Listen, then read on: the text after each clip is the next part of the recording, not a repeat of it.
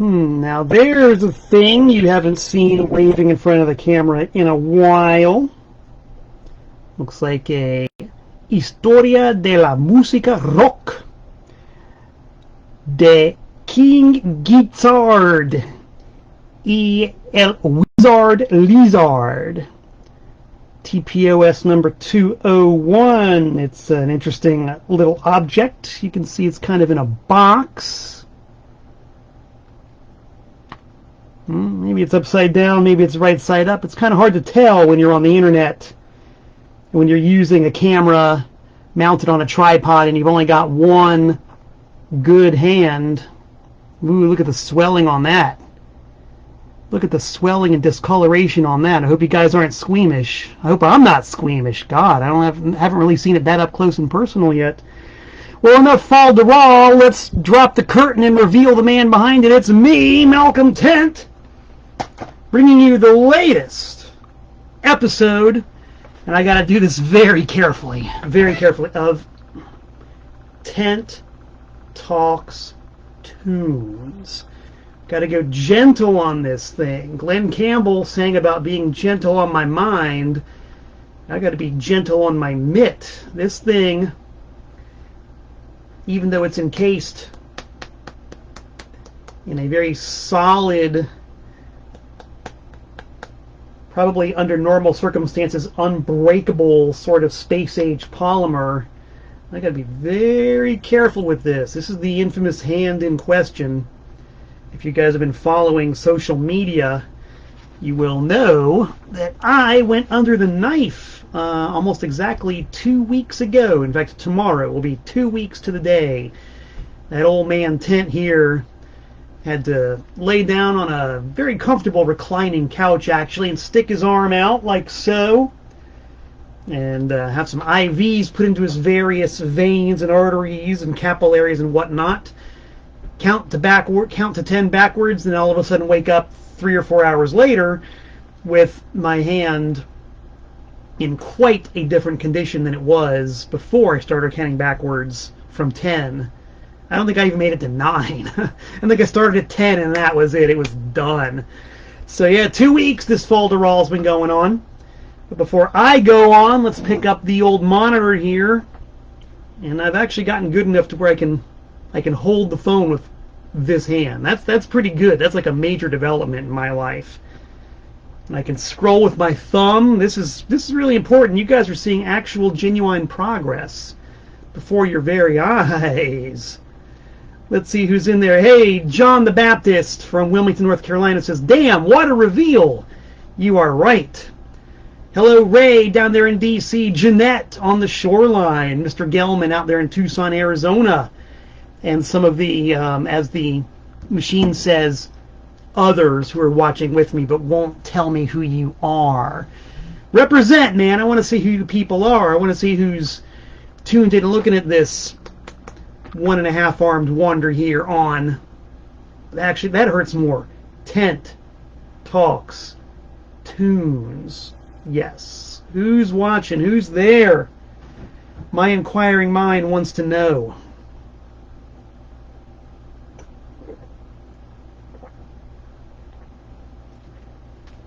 Well, my inquiring mind is finding out. I'm going to use the other half of my inquiring mind to clue y'all in on a couple of things that are going on here. Just to answer your burning desire to know just exactly what this is. This is King Gizzard and the Wizard Lizard Polygondwana Land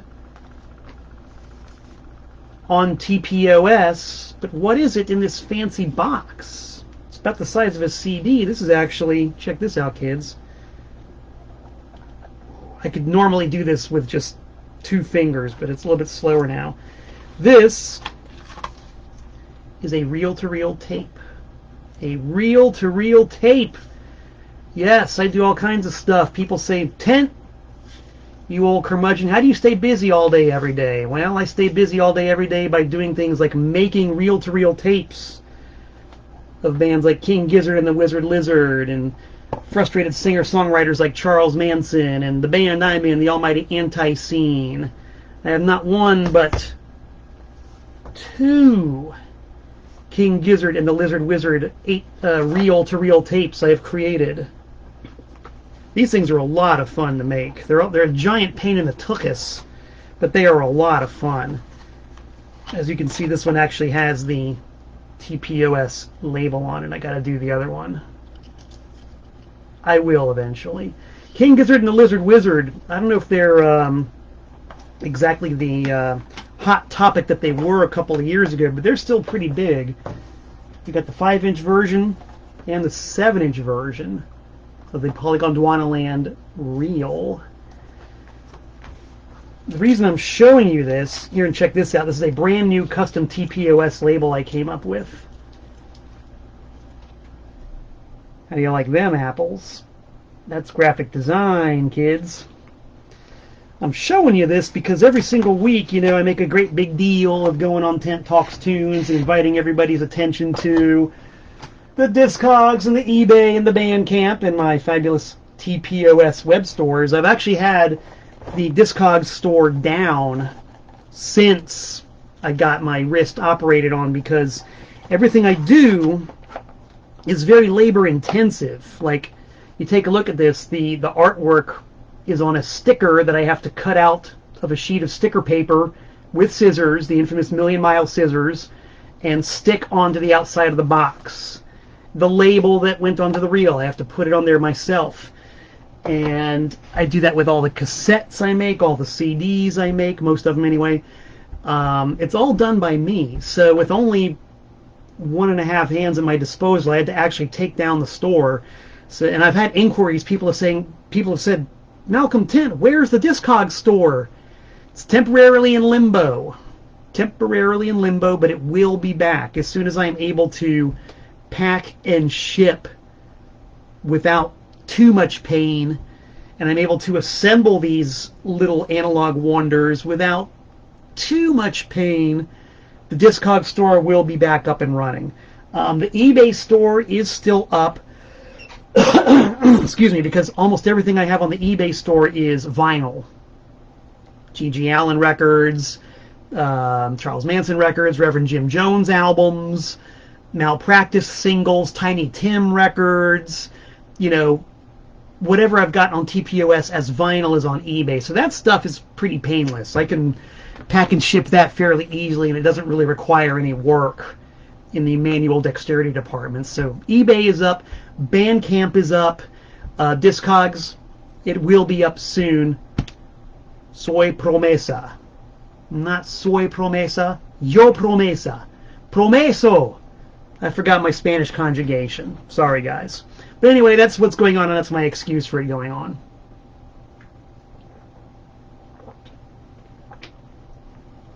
Let's see. The roll call is growing very nicely here as I check on my monitor.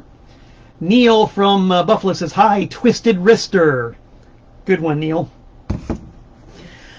Just in case y'all were wondering, I might as well just go ahead and say exactly what this is. When I was 19 years old and proportionately less intelligent and proportionately more convinced of my own indestructibility and proportionately a little more prone to doing really dumb things in the name of adventure, I thought that it would be really funny. Let's see if I can... can't extend it all the way yet. I thought it would be really funny and fun to try to scale the outside of a dorm building on the campus of University of Miami. This was in 1983. I did not go to University of Miami. The reason I was at the University of Miami was because they were having a midnight showing of the Rocky Horror Picture Show somewhere on campus. And I went down there with my BFF Jill from Florida, who may or may not be tuned in right now. Don't know if you are, Jill, but if you are, hey. And the artist who would soon become known as Big Santo, the lead singer of Broken Talent. South Florida was so completely dreary, boring, and utterly devoid of anything to do that a midnight showing of the Rocky Horror Picture Show at the University of Miami sounded fantastic. We'd heard so much about this movie, we wanted to check it out. It might have even been a free showing, I'm not too sure. So we figured, well, gee whiz, a great big place like University of Miami, certainly there's going to be stuff to do down there. So we'll drive down there around 9 and make the scene and see what's happening and maybe meet some people and hang out and do some stuff. And well, there was nothing going on. Zero. Nothing. Nada. Zilch. Schmutz. Zero. Nine. There was nothing going on at University of Miami that night. It was a Saturday, for that matter. So here we are, 3 bored young people at the University of Miami with 3 hours to kill. So we're wandering around the campus and wandering around the campus and wandering around the campus. And off in the distance, I heard a female voice call out, "Mahoney sucks! Mahoney sucks! Fuck Mahoney!" and all this stuff. And we, of course, wanted to see who Mahoney was and what made him suck. So following the sound of the voice, we came to a great big courtyard where there were 2 big University of Miami dorm rooms across a courtyard from each other. And up on the 4th floor of one of those dorm rooms was a whole bunch of drunken co-eds yelling, "Mahoney sucks!" And it turns out Mahoney, if this was whatever dorm that was, Mahoney was the one across the way. And that should show you just how exciting life at the University of Miami was in 1983. That's what they did on a Saturday night. They got drunk in their dorm room and yelled out on the balcony about how much the other dorm buildings sucked. Wow. That's the kind of maelstrom that we found ourselves in the middle of. To cut the story short just a smidge, I thought it would be a lot of fun to join these drunken females as they yelled across the courtyard to Mahoney dorm room, telling them how much Mahoney sucked. So Big Santo and I found a bicycle rack, one of those long metal bicycle racks with the spines, with the tines, with the slots, you know what I mean? You stick the tire in between the two. We realized if you turned this thing up on its side, it made a dandy ladder. So, we turned it up on its side, we upended it. I scampered up this thing to the 1st floor, actually to the 2nd floor of the dorm, and I found myself on the 2nd floor balcony of this dorm, and I was like, wow, this is great, I'm already halfway there, ain't nothing to it, I'll get up to the 4th floor lickety-split. So, I kind of remember this, and I kind of don't. I remember trying to shinny up the divider wall between the 2 dorm rooms so I could get a grip on the balcony above me, which was a concrete floor, to get that, and I was going to pull myself up. Remember, I was 19 years old. This made so much sense at the time. This was such a cool thing to do at the time. It really, really made a lot of sense, I swear to you. If you were you were 19, right? Some of you people out there were 19 at one time. You know what I'm talking about. Things like this really did make a lot of sense. So anyway, went to go hoist myself up. Was not able to get a good grip. I grabbed air, fell backwards, landed on the concrete, busted my collarbone, cracked my head, and had really bad pain in my left wrist for the next 37 years. 37 years of pain in my wrist. Pain, pain, pain, pain.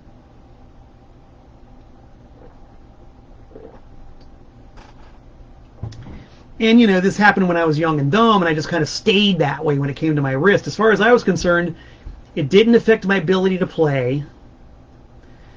And the pain actually did subside as time went on. It started out as a hell of a lot worse after I first injured it. But it leveled out. It got better. I figured, No problem. I just got a bad sprain or whatever. It never healed properly, whatever it is. No problem. I'll just live with it. And so I did. And it's very interesting because as a musician, it actually affected the way I play, because I lost a lot of flexibility in this wrist. And there were certain ways I couldn't move my fingers in certain ways because of that loss of flexibility and also because of the pain. So there were certain guitar chords I just couldn't play. I just couldn't do it. My youngest brother, who's a heck of a musician, tried to show me David Bowie's Magic guitar chord one time. I couldn't do it. I just could not fit my fingers into that position because I was too stiff and too painful. So it sort of ended up making me, by default, a much more basic player, I guess you could say. I literally could not play the fancy chords, even if I were inclined to begin with, which I really wasn't, because I learned how to play by playing along with Ramones records and Black Flag records and Black Sabbath records. Those are, that's my foundation, my building blocks. So I never really had the desire to play fancy chords and didn't have the ability to anyway, so it didn't really make a whole lot of difference. But at the end of the game, at the end of the day, that was just the way that I could play. And finally, about 2 years ago, for some reason, the pain flared up to the point where I woke up one morning and I was in agony. I couldn't hack it anymore. I don't know what I did. If I slept on it wrong or twisted it in my sleep or jammed it up against the wall or something, I don't know. But I woke up and it just hurt so bad. I finally said, okay, enough of this. I can't do this anymore.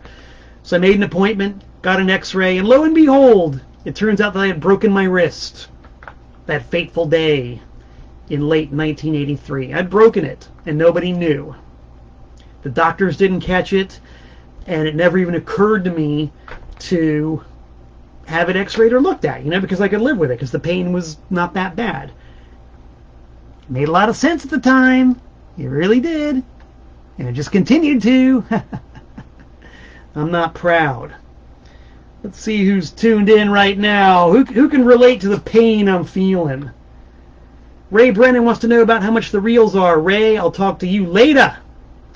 We will absolutely get down to some business, because business is my first, last, and middle name. Some people think it's Tent Talks Tunes, but no, it's business, business, business.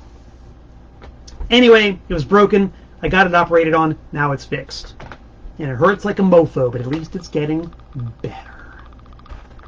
And that is the very long story of why my Discog store is down for the next couple days.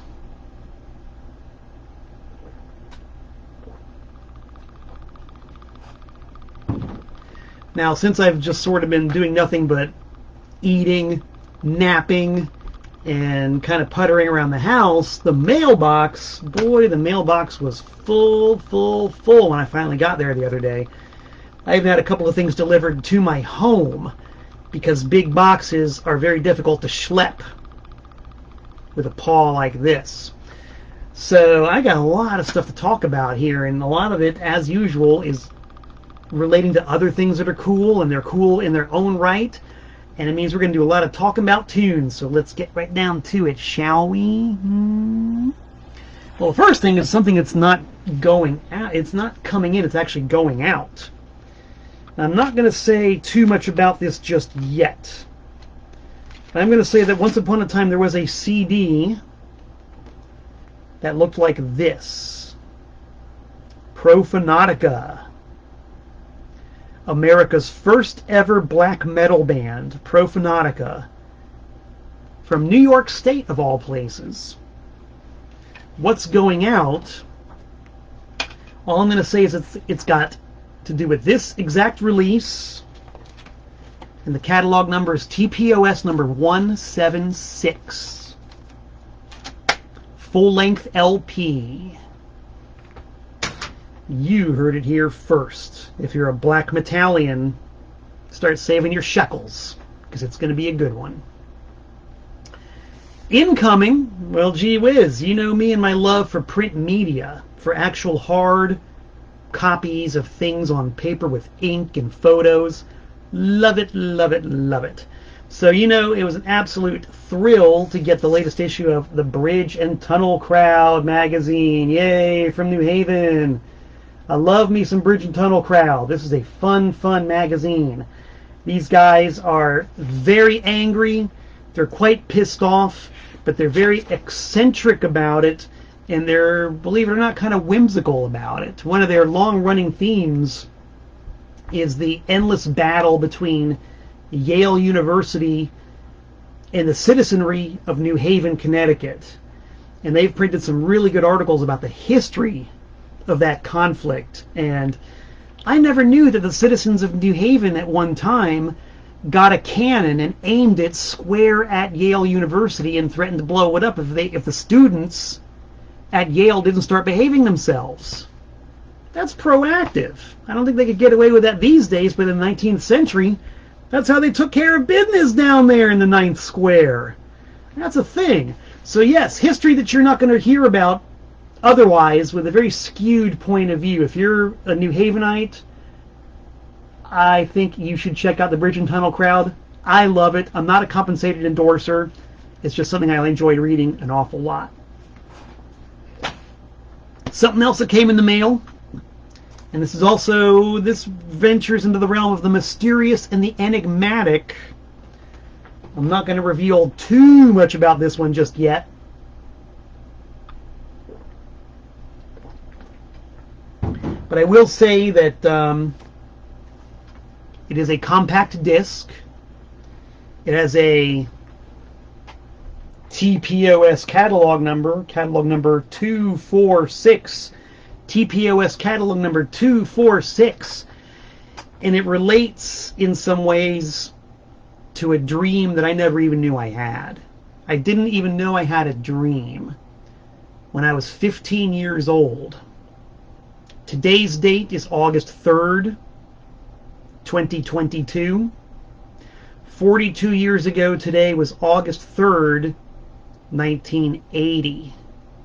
It was a Sunday, and my head was still reeling from the experience of my first ever concert, which, I'm here to tell you right now, was Devo on the Freedom of Choice tour.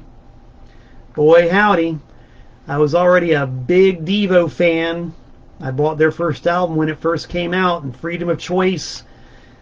The tour came to Miami. Not many bands came to Miami, but Devo came to Miami, so it was my first ever concert. Blew my mind in the most positive way possible. The 15-year-old kid who 42 years ago today had just seen his first concert ever never would have dreamed that 42 years later he would hold in his hands a thing called a compact disc. I don't know if that was even a glimmer in anybody's eye in 1980, but this thing called a compact disc, which was called Devoted, it was professionally manufactured,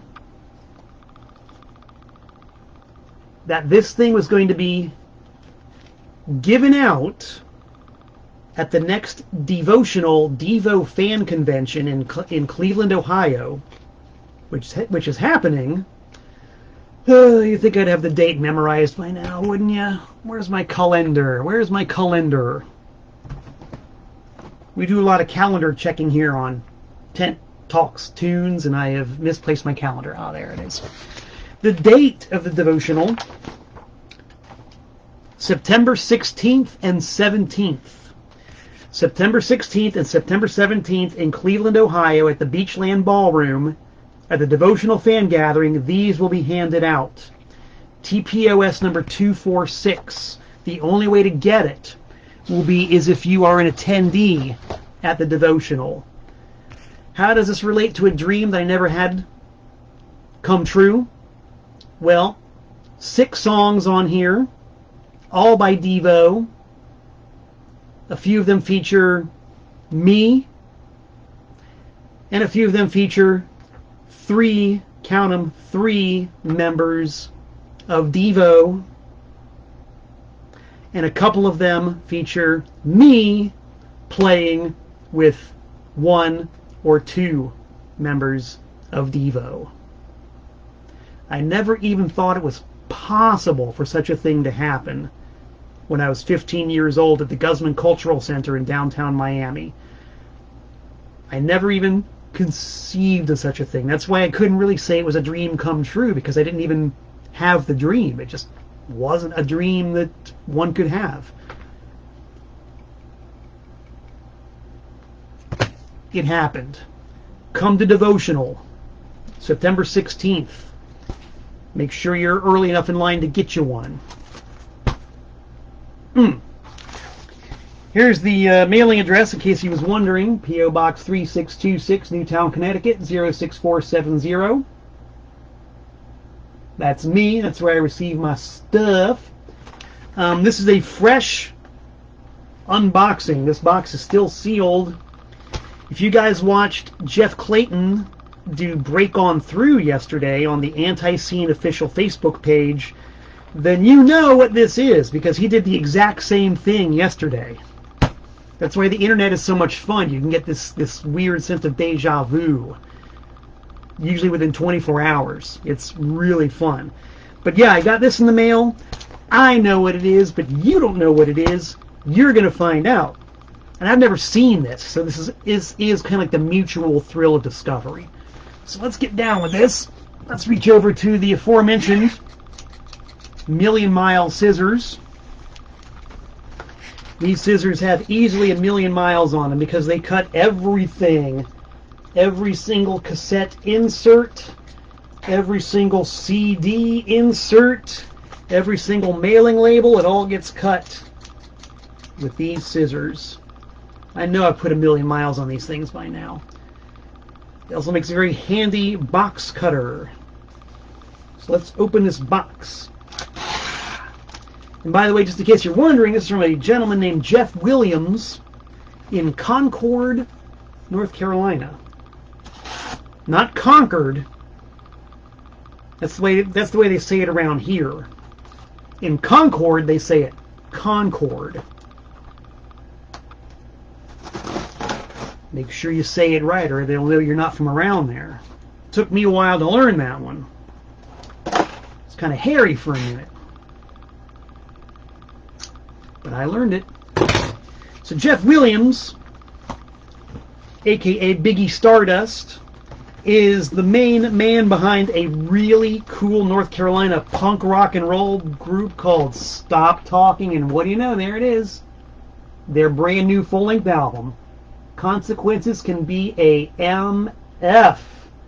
I love that stark black and white art. And I love that stark linear layout and that stark black and white photo of 3 stark black and white dudes. I've seen Stop Talking play in person. I'm pretty sure that these guys are black and white. I don't think there's any Kodachrome anywhere on them. I think they're grayscale. I'm pretty sure. So it's a very accurate representation of what they look like. Stop Talking, I really genuinely like that band. They're punk rock, they're rock and roll. They live up to their name because I remember last time I saw them in Charlotte, North Carolina, I talked to Jeff Williams, and he was very proud of himself because they had brought their set in at 21 minutes. Which he considered to be the ideal length for a punk rock set. And you know what? In some ways I agree with him. I could go, I think, maybe half hour, maybe 45 minutes if the band is absolutely on fire. But man, 21 minutes and out? Woo! That is short and sweet.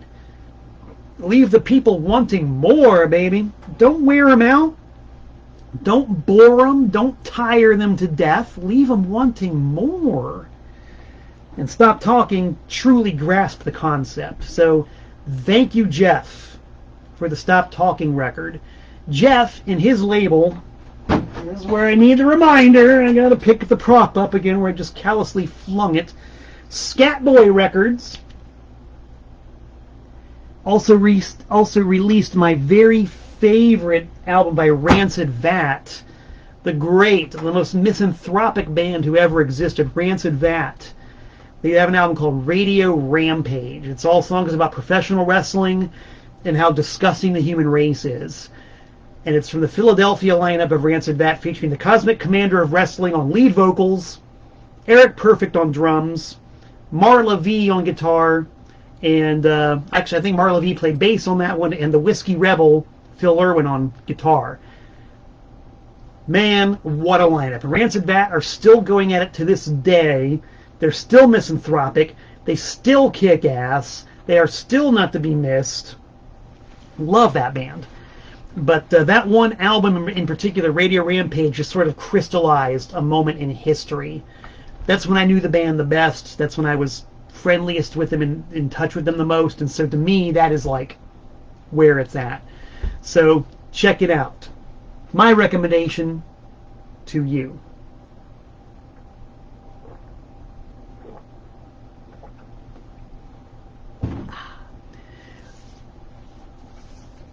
This one came in. I have a few of these. All I'm going to say about it is that conceptually I think it's hilarious. That's the front. That's the back. It has a very nice colorful inner sleeve. The record is completely transparent. This is a hand-lathed monophonic single, one-sided.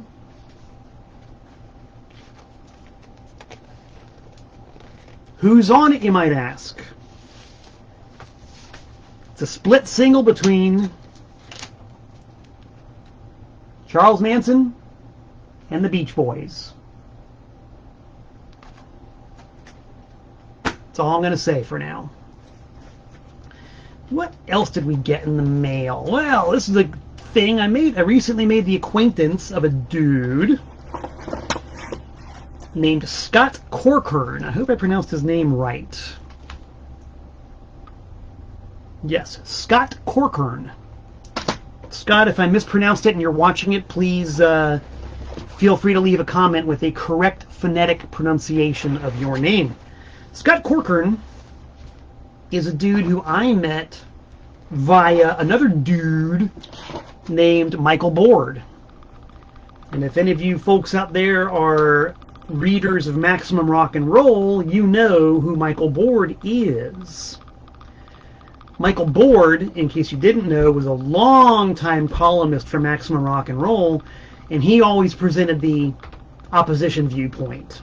Maximum Rock and Roll had, and I'm sure to this day still has, a very left-wing slant to their politics. Michael Board, being a professional contrarian, would always write columns from the opposite perspective.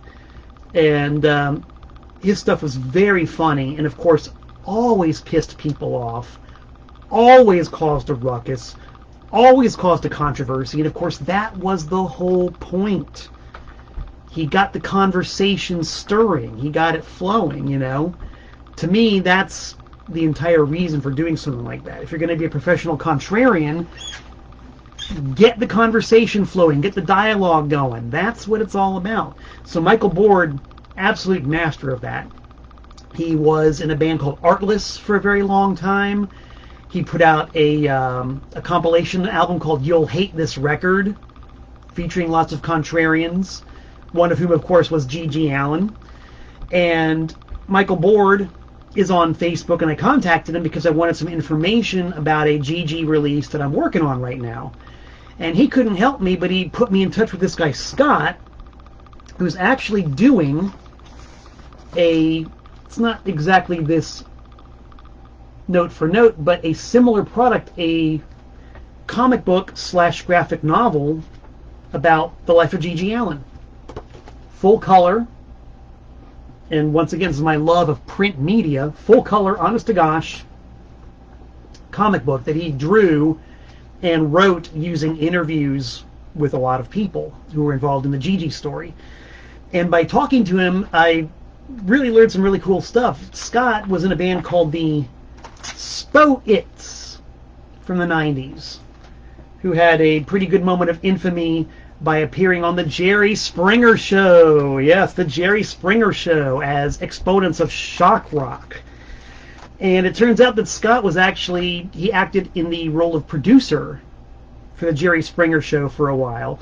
And it was really cool talking to this guy and getting the inside scoop on how a show like Jerry Springer is actually put together. You know, you hear a lot about, well, you know, it's all fake and it's all scripted and it's all blah, blah, blah, blah, blah. Very interesting to hear how the show is put together. And I'm not going to be, once again, I'm not going to be too much of a spoiler because I think he's got ideas for writing about that, either as a comic book graphic novel or something similar. So I don't want to blow his surprise, but if he goes ahead and does it, it's going to be a damn good read. It's going to be very entertaining. You know, for those of you who love talk show trash and get a big kick out of people like Jerry Springer and all them, this guy Scott really had some very cool info to impart about that. And so he also sent me a big old care pack of stuff. The honest to God print comic book, Elvis Chicken, which I'll be digging into soon. Some cool Spo It stuff on CD and DVD. Oh, look at that. I can actually hold these with my bad hand. That's pretty good. I couldn't have done this a few days ago. Another Spo It CD. It's got the best title of all. That's how you know you're going to sell a few. Can I do this? Hey, look at that. I'm holding 3 CDs with one bad hand. And stickers and all kinds of great stuff and a poster. And another bonus I wasn't expecting at all. In addition to all that great stuff, I guess Scott put out a CD by the great Zoogz Rift. Can I get an amen for Zoogz Rift? Anybody out there who knows and loves Zoogz Rift? We're going to talk about some seriously wonderful misanthropic entertainment. Zoogz Rift. Wahoo! I don't think I've done it yet, but people have suggested that at some point I do a Tent Talks Tunes about SST records and the heyday of SST and what SST was like at the time in the 80s when they were going full bore, and then in the 90s when they just sort of went right down the toilet.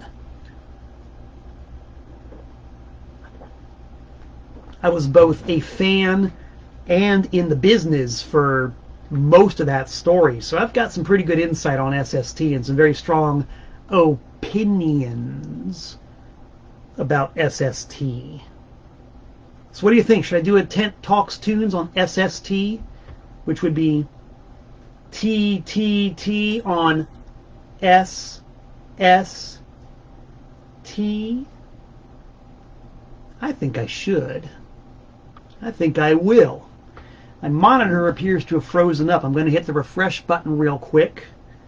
Once again, holding it just because I can. I love this. The fact that I can actually do this. This is great.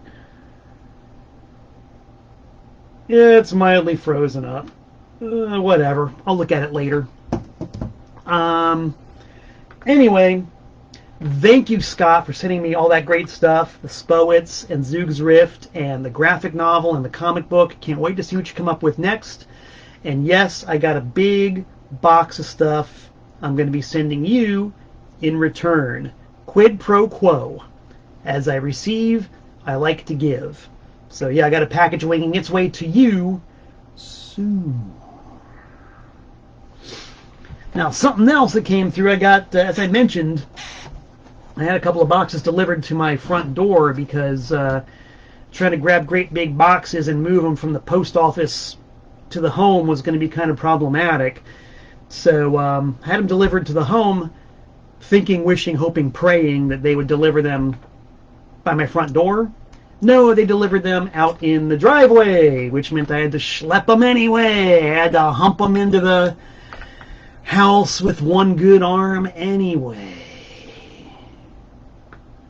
Oh, woe is me. But you know what? I did it. I got them in the house, safe and sound. And these 2 great big boxes were from the unimpeachable president for life, the long-haired weirdo himself, Jeff Clayton, from his P.O. box in Rock Hill, South Carolina. Some very exciting stuff. Very exciting stuff. One thing that actually was not in the box, in either of the boxes, but I want to talk about anyway because I really have come to like this record a lot. If you're a fan of obscure 70s rock music, and especially obscure 70s regional rock music, it is my opinion that you need the Scott Savage's Memento Mori 7-inch single of Gypsy Moth, backed with Savage Grace. Scott Savage was a big enabler and mentor to Antiseen in their early days, but his stuff doesn't sound anything even remotely resembling punk rock or destructo rock. It's very poetic and very, and I hate to use this term because it could be misconstrued, but it's got a very heavy Doors influence. And that statement actually carries a lot of weight because try to think of any band out there that actually does have a Doors influence, other than pompous, overblown lead singers, of which there's about 1 trillion. But musically, you think about the musical core of Ray Manzarek, Robbie Krieger, and John Densmore, those guys actually had a unique sound, like a really genuinely unique sound. And I seriously cannot think of a single band that ever took that sound as a starting point. There were no Doors sound-alike groups in their heyday. You know, you think about bands like Blood, Sweat, and Tears. When they were big, you had a million rock bands with horn sections. You know, same thing with Chicago. You know, they were both big at the same time, so you had all these bands with horn sections, none of whom were really as good as either Chicago or Blood, Sweat, and Tears. You know, when Deep Purple were big, you had a million rock bands with Hammond B3 organs and, you know, virtuoso guitar players, you know. But I can't think of any bands, contemporary or otherwise, who sounded like the Doors, which made it really, really refreshing to hear this. Whoops. It's got goodies in it. Had to like the graphic design on that. I think it's awesome myself. To put on a record and actually hear that sort of influence, but it's not a slavish copy at all. It does not sound like the Doors, but you can hear their sound in the fabric of the music. And I've honestly never heard a record like this before, and I've heard a lot of records. So if you want to hear something really cool from a really neat period of time, from a region of the country that is sorely underrepresented, Scott Savage, Memento Mori, on Longhaired Weirdo Records, who can be found on Discogs and who can be found on Antiseen.com. Did I mention? See, I can do it. It's just a lot slower than it used to be. Colored vinyl. Did I mention numbered? Numbered? Pretty neat. Actually, I'm very pleasantly surprised by how much dexterity I've got in doing these tasks. I couldn't do this a couple days ago. This is very, very cool. What else was in the box from the long-haired weirdo himself, the unimpeachable president for life himself?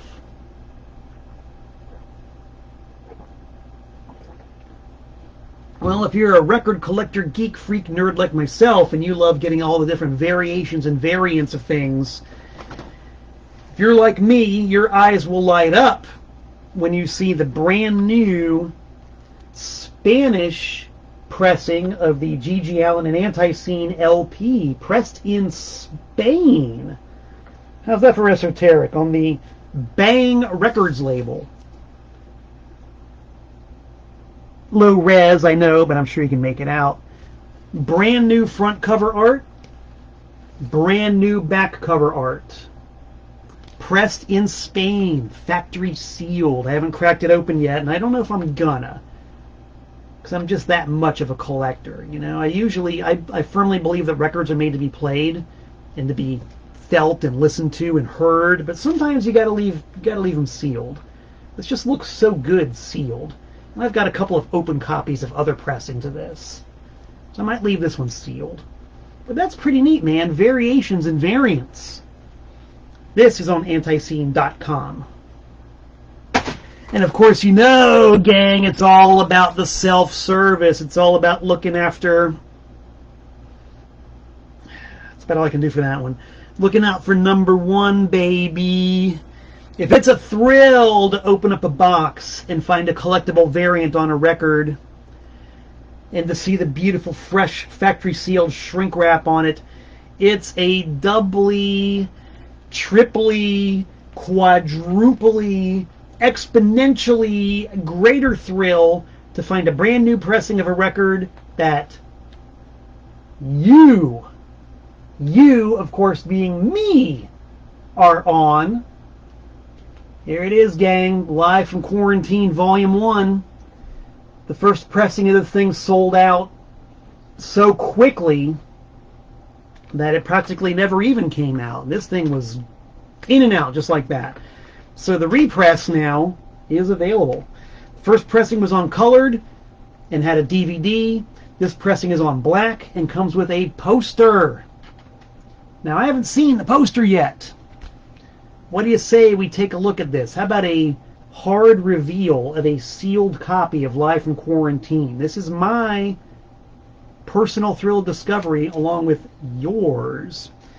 Now, normally I've got my denim jeans on so I can open the records in the cool kids fashion. I only have a pair of jammies on now. Let's see let's see if the cool kids way works with jammies, and if I have enough torque with this hand to make it work.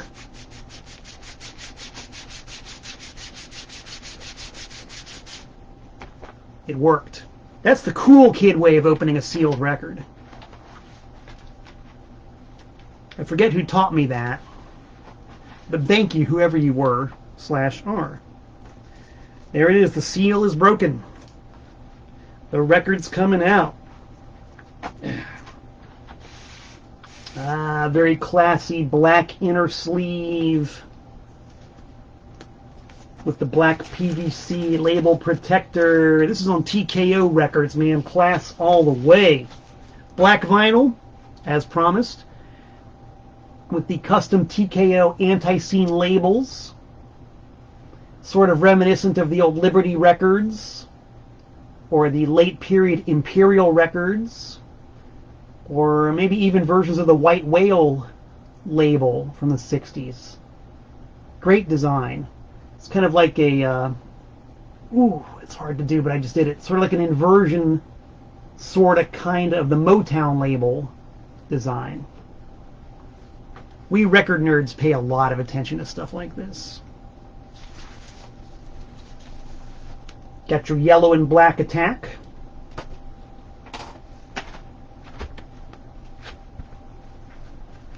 Hype cover, hype shrink on the cover, on the outer shrink wrap. Hype label, I should say. Yes. Front cover. Back cover. And here it comes, kids. Do you remember how thrilling it was? And I'm sure it's still a thrill now for people who are buying records for the first time. But for people of my generation, it was a thrill to open up a record and find goodies tucked inside like a poster. And there you go, man. Look at that.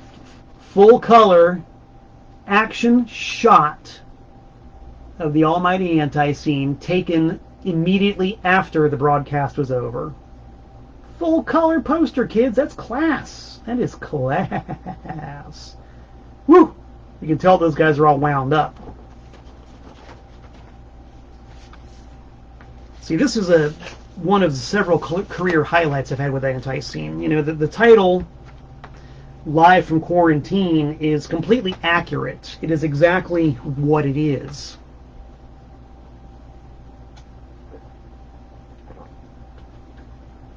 As we all know, the year 2020 was pretty much a complete wash as far as getting to play live shows, because there were no venues and you weren't allowed to have an audience.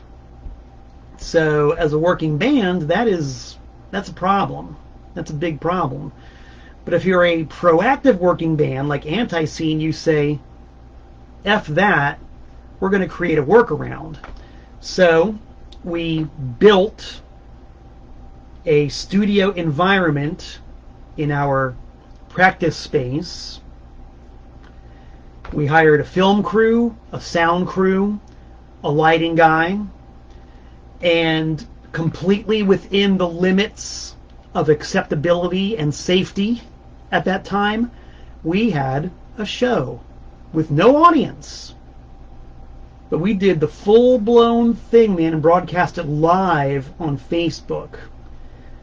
And it was a hit. It was a smash-a-rooney. And I need to take this moment right now to give a big knock of the cast to Sir Barry Hannibal. There he is behind the drums. The hardest working man in show business, at least one of them, who is the 5-star general of Antiseen. He's the guy who like really put the nuts and bolts of this whole thing together. It's like he and Jeff conceptualized it, and we all helped out.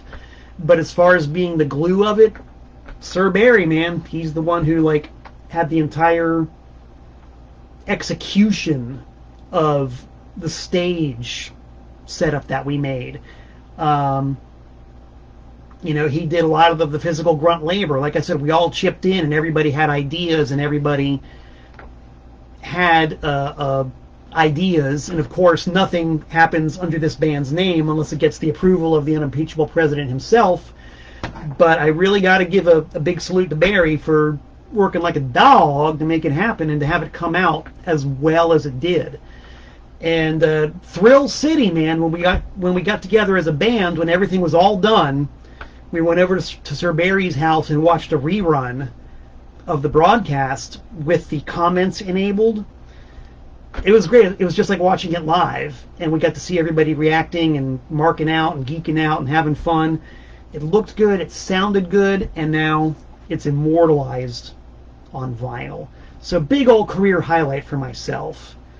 And I would hope just to show that it can be done. I mean, even if there are no venues and no audiences, there are ways to be a band. And there are ways to do it without killing everybody. We did it. We did it. We did it not once. We did it twice. And that's where Quarantine 2 comes in.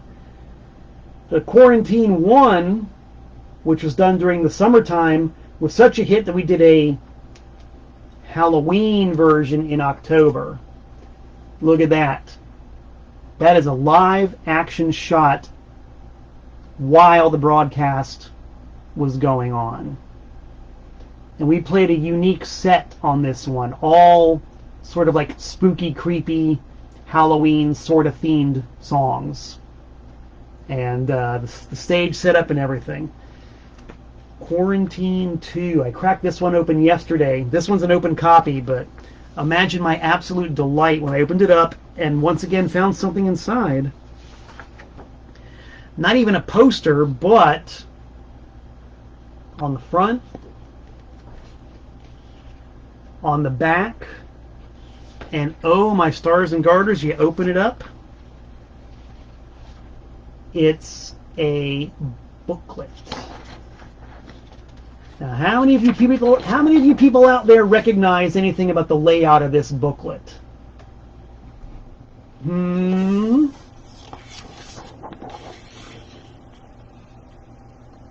not going to reveal any surprises, but if you bought a certain double live album around 1975, 1976, like I did, you know exactly what I'm talking about. Another quality product. You know what? One thing I love about this? Look at the signatures. Every signature, if you can see that, has grain. You can see where the marker went across the paper. Replicated perfectly for all these signatures. You can tell those are real signatures, man. It's not computer generated. That's not CGI. That's pen and ink, man. Pen and ink for all of them. Too classy for class, man. Makes you want to drop out. There's no sense in staying in school. We open it again, and yes, the by now expected black inner sleeve with the plastic label guard. The yellow and black attack label. How about some of that yellow and white? I can't do that yet. Some of that yellow and white candy corn vinyl. Candy corn. Yeah. We did 3 variants. Candy corn, glow-in-the-dark green, and glow-in-the-dark blue. It is my understanding that the glow-in-the-dark blue is already sold out. It is also my understanding that the glow-in-the-dark green is going mighty fast. It is also my understanding that the candy corn is going at a respectable pace. So if you want to get your ears blasted out with a fantastically raw, crude, yet high-fidelity listening experience, and another career highlight for yours truly, hop on over to Antiseen.com and get yourself some Quarantine 2. I'm on the cover. I'm on the vinyl. It's in my heart. It's in my soul. This record is so hot you can feel the radiation coming off of it. Career highlights all over the place, kids. Shows what you can do when you've got that can-do attitude.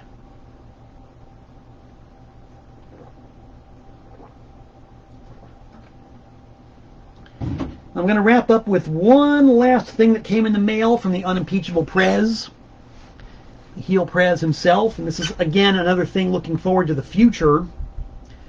It kind of relates to the devotional CD, which is catalog number 246, TPOS 246, and will only be available at the upcoming devotional Devo fan gathering in Cleveland, Ohio. This, I don't know if I can actually show this, because I don't think I can actually do this, but I'll just take a representative sampling of a great big box of cassettes sent to me by Jeff Clayton from the Jeff Clayton personal vault.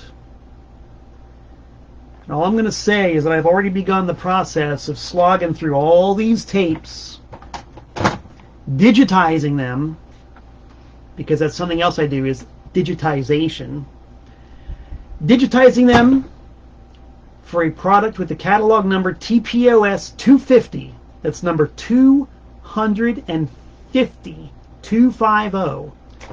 Catalog number 250, which you will only be able to get at the Antiseen 40th anniversary concert, which is happening next year at a location to be announced. Antiseen's 40th anniversary concert in October of 2023 will be the infecting agent for an exclusive TPOS release. And that, my friends, is about the summation of my mail week. Actually, my mail 2 weeks, just about. A lot of good stuff going on. A lot of good things happening. The GIMP arm is becoming less gimpy by the minute, literally. Next week I'll show you how much more I can bend the fingers forward and back. This is the extent of my forward and backward motion right now. We'll see where I am next week on Tent Talks Tunes. I want to thank you guys for tuning in and turning on and dropping out of your minds with me, as we are wont to do every week, live here on Facebook and archived forever on my permanent record on YouTube, my Malcolm Tent channel. That one right there. So, I do expect to be back in about 167 hours' time. Until we meet again, this is Malcolm Tent saying so long from the Nutmeg State.